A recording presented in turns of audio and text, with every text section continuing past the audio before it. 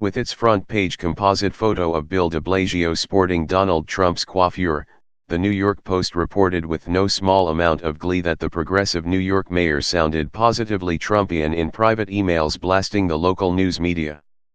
De Blasio has responded by going on the offensive against corporate media, and really, he doesn't sound so much like Trump as Bernie Sanders. The Vermont senator also assailed the news media as part of his 2016 presidential campaign. He was more subtle and fact-based than Trump, but the bottom line was that he, too, argued that large segments of the news media can't be believed.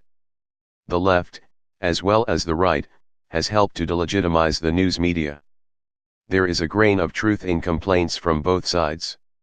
Rupert Murdoch's New York Post is Exhibit A for how a new corporate owner can impose his political slant on a news organization from day one. And conservatives are right that most people working in the news business, especially on a national level, are liberals and tend to know only other liberals. But in both cases, this has morphed into expansive conspiracy theories that malign the credible news reporting that democracy requires, which, by and large, is what mainstream news organizations produce.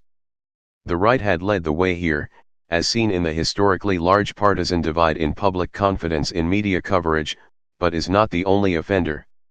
Sanders summarized the left-wing case in corporate media and the threat to our democracy, a chapter in his 2016 book Our Revolution, A Future to Believe in.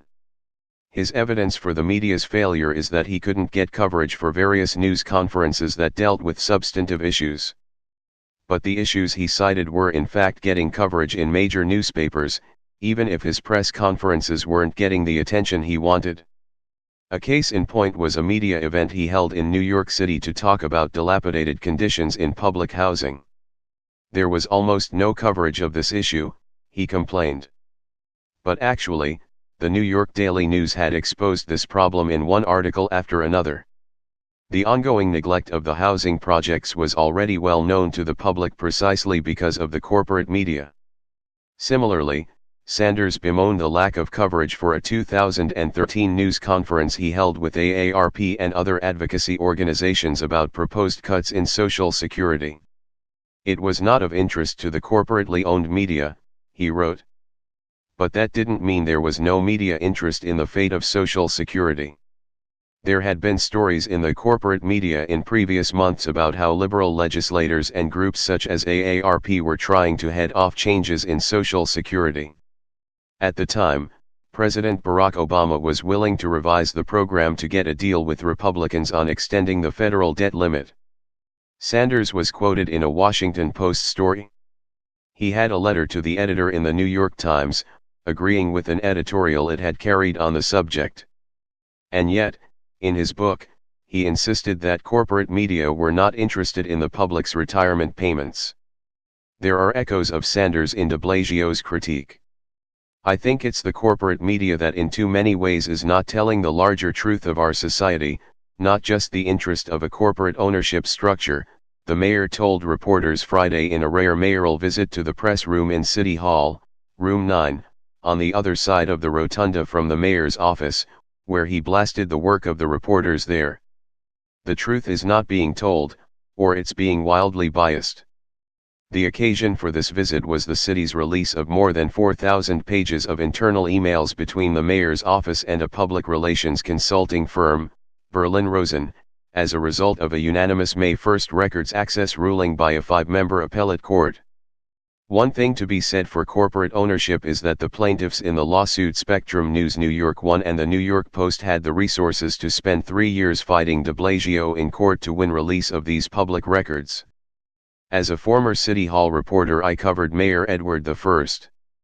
Cook throughout a 1980s corruption scandal, and later, Mayor Rudolph Giuliani. I found familiar scenarios in the emails.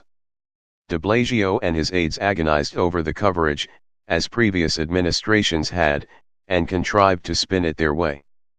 The reporters mostly asked for comment on stories they were working on. The documents offer a valuable look at how outside interests PR man Jonathan Rosen and his firm, which has many real estate clients, install themselves in City Hall. It's an old New York story, for sure, but it created an appearance that troubled the judge who initially ordered the emails released. Rosen is a private citizen whose private interests may diverge from those of the city in connection with his representation of his private clients, some of whom conduct business which may be impacted by city policies, such as zoning matters, State Supreme Court Justice Joan Loebes wrote. That may be the heart of the matter, but I can understand if reporters focused instead on an email in which de Blasio commented coldly on the possibility of a shutdown at the Daily News. And that would be good for us, right? Or would that make the Post more dominant? He wrote.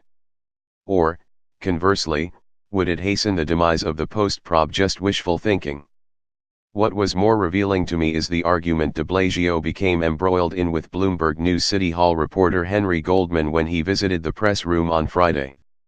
Goldman complained that de Blasio had derided an accurate 2014 article he wrote saying that an unexpected $4 billion budget surplus would help municipal workers in coming labor talks with the mayor.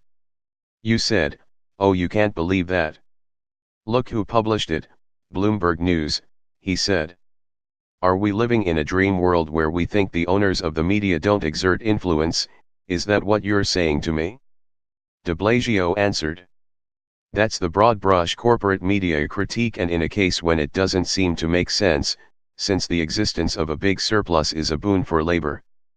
Besides, Bloomberg News happens to have numerous awards for exposing corporate conniving, including a 2015 Pulitzer Prize for explaining how companies avoid taxes by changing addresses.